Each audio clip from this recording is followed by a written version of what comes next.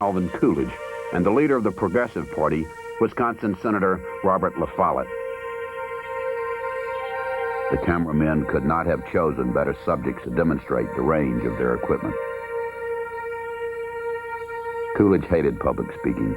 He never extemporized.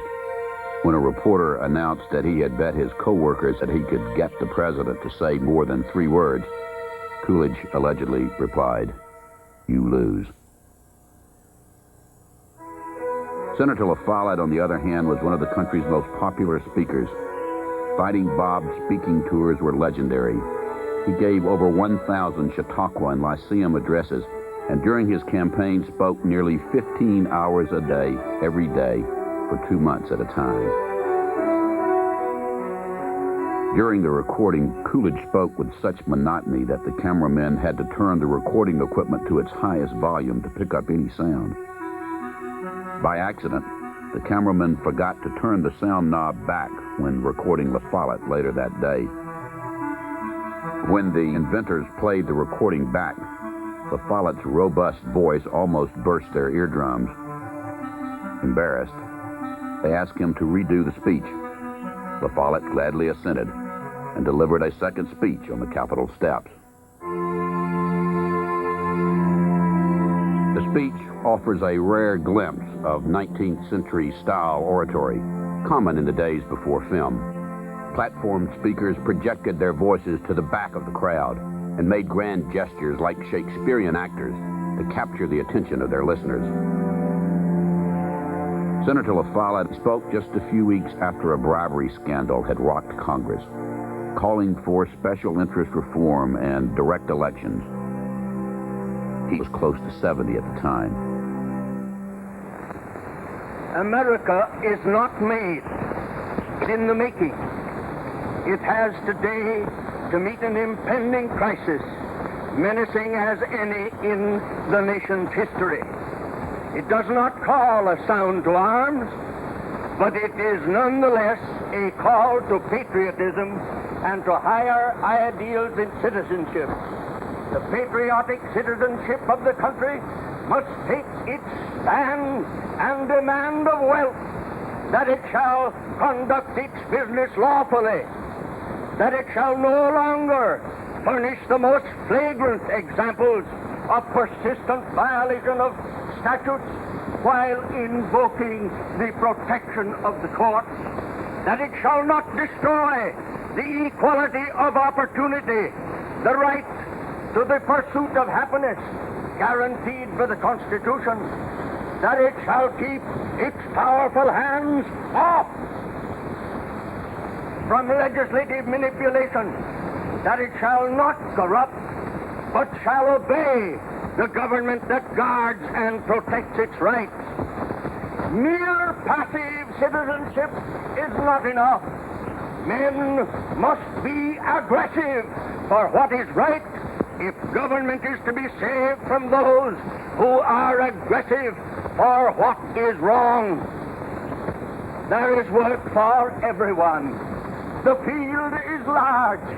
It is a glorious service, this service for the country. The call comes to every citizen. It is an unending struggle to make and keep government representative. Each one should count it a patriotic duty to build at least a part of his life into the life of his country, to do his share in the making of America according to the plan of the fathers.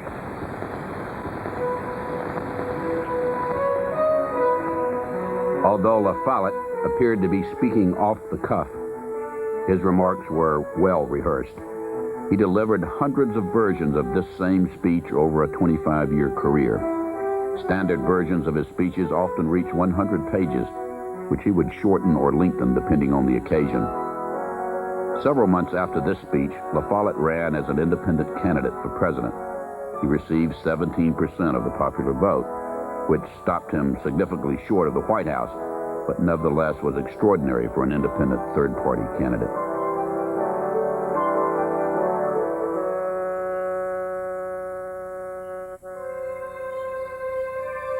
Politicians, however, did little to adapt their oratory styles to the new medium. Few Americans owned radios, and even fewer had seen film. And it wasn't until nearly a decade later that the first inaugural address was recorded on sound film.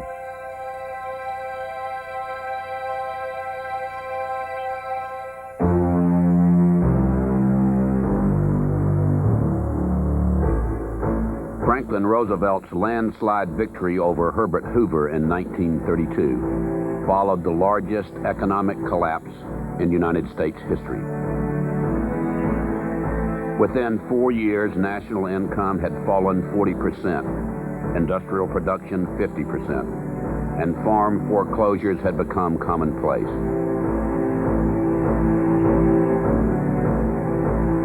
Nearly 1/4 of all American workers had lost their jobs. Hoover had done little to renew hope. His reluctance to speak projected the image that he was uncaring.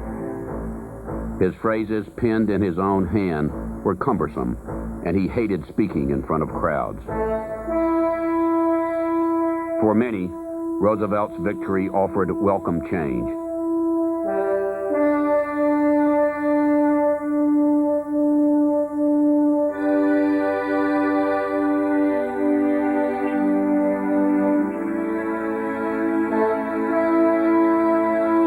During the morning of the inaugural, Roosevelt, surrounded by reporters, prayed at St. John's Episcopal Church, and that afternoon he delivered what is considered by many to be the greatest inaugural address ever.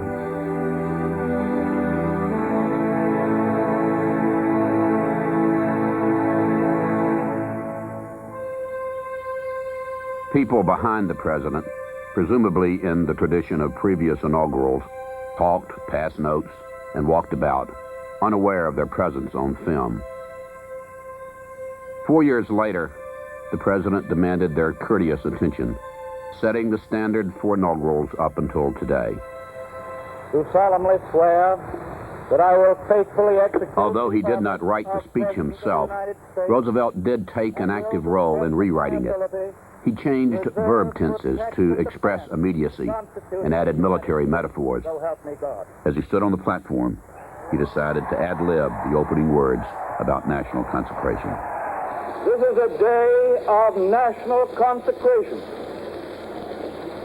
and I am certain that on this day my fellow Americans expect that on my induction into the presidency, I will address them with a candor and a decision which the present situation of our people impels. So first of all, let me assert my firm belief that the only thing we have to fear is fear itself. Nameless, unreasoning, unjustified terror which paralyzes needed effort to convert retreat into advance. We face our common difficulties. They concern, thank God, only material things. The withered leaves of industrial enterprise lie on every side. Farmers find no market for their produce, and the savings of many years in thousands of families are gone. More important, a host of unemployed citizens face the grim problem of existence, and an equally great number toil with little return. Only a foolish optimist can deny the dark realities of the moment. And yet we are stricken by no plague of locusts. Compared with the perils which our forefathers conquered, we have still much to be thankful for. Nature still offers her bounty, and human efforts have multiplied it. Plenty is at our doorstep. Practices of the unscrupulous money changers stand indicted in the court of public opinion, rejected by the hearts and minds of men. Yes, the money changers have fled from their high seats in the temple of our civilization. We may now restore that temple to the ancient truth.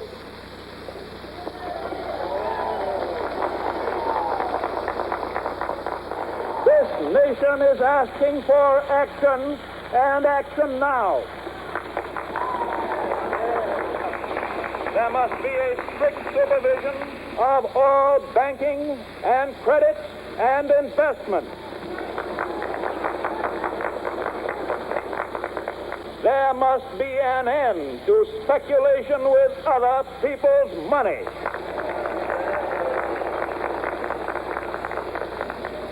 And there must be provision for an adequate but sound currency.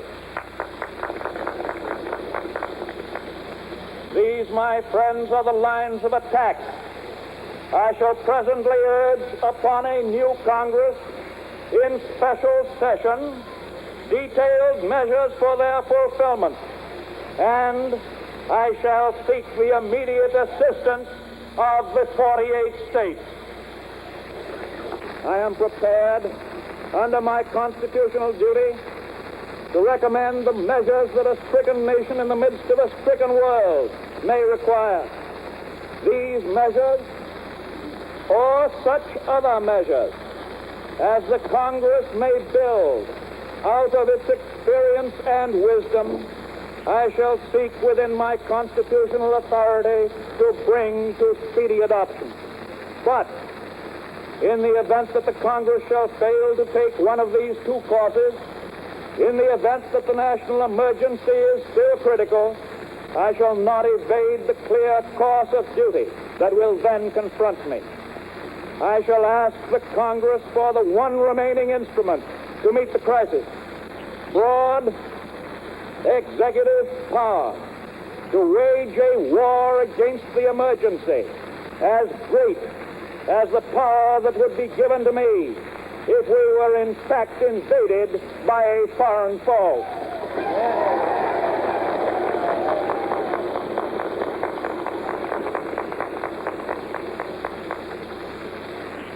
In this dedication of a nation, we humbly ask the blessing of God. May He protect each and every one of us. May He guide me in the days to come.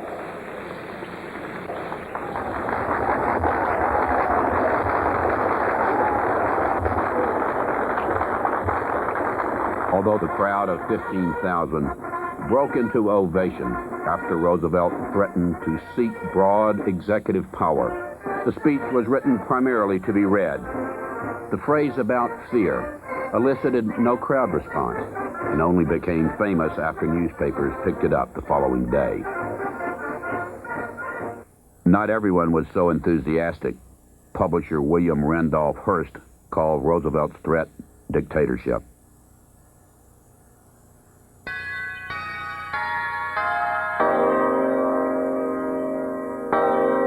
One of Roosevelt's most outspoken supporters had no official role in politics. He was the Reverend Charles E. Coughlin, a small-town priest who within 3 years would become America's most popular radio commentator of all time. By 1935, over 1/3 of all Americans tuned into his broadcast, giving him a larger audience share than Rush Limbaugh, Paul Harvey, Larry King, and Howard Stern combined.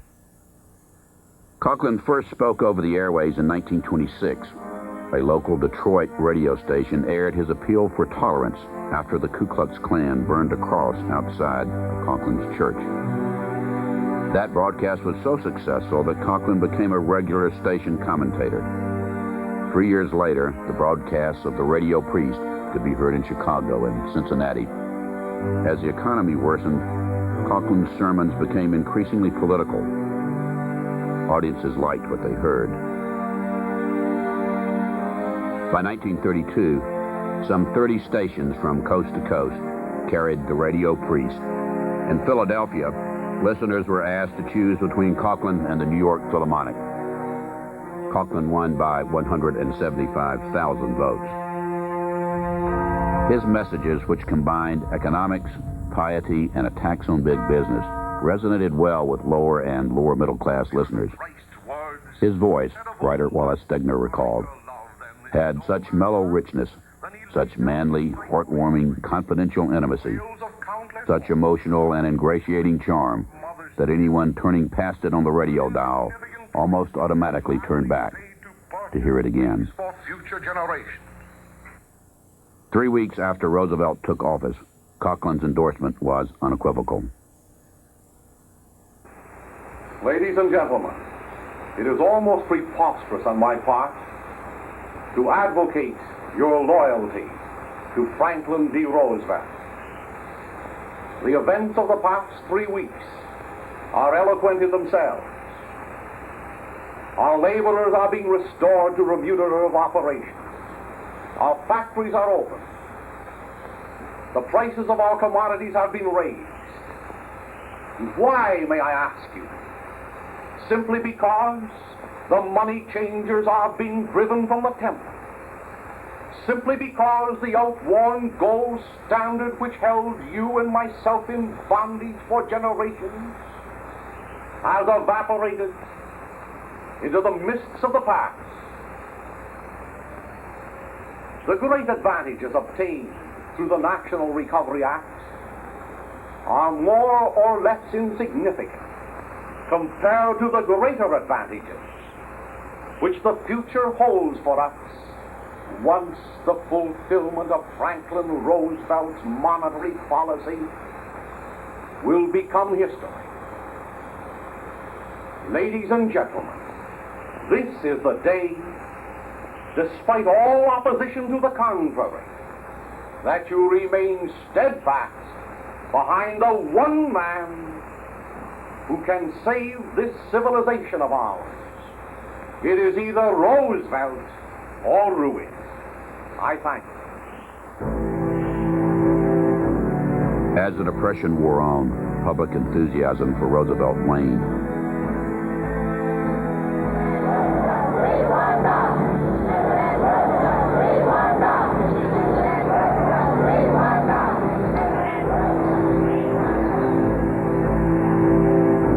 In May of 1935, over 18,000 came to Madison Square Garden to hear Coughlin criticize the president for vetoing a bill offering bonuses to veterans of the First World War.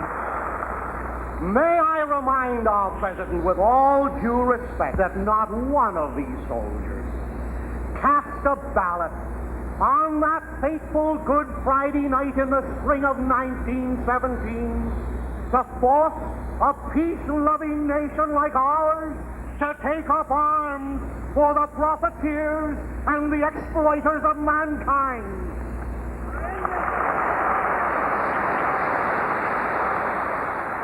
Others spoke out against the president's veto of the bonus bill. None, however, were as effective as Louisiana Senator and former Governor Huey Long. These 3 million soldiers, their wives and their children, had already figured just what each of them would do with the few $100s that each one of them were to get.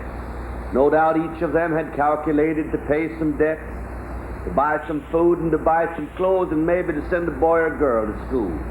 And it's more than cruel to have this soldier's bonus vetoed at this time, and therefore sending the dagger into the heart of 3 million soldiers and their wives and their families. The bill was passed over Roosevelt's veto by a vote of 322 to 98. Not all of Long's fights would be so easy. In his first year in the Senate, Long led a filibuster that lasted for nearly 3 weeks, at one point speaking consecutively for 15.5 hours.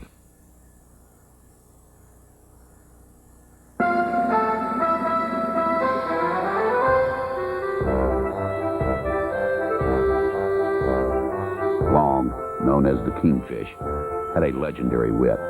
As a young man, he talked his way into the Louisiana Bar Association, petitioning the state Supreme Court to allow him to take the exam after passing only 2 law school courses. When an examiner who was an expert in admiralty law asked Long what he would do if offered a case in admiralty law, Long replied that he would call the judge and they would split the fee.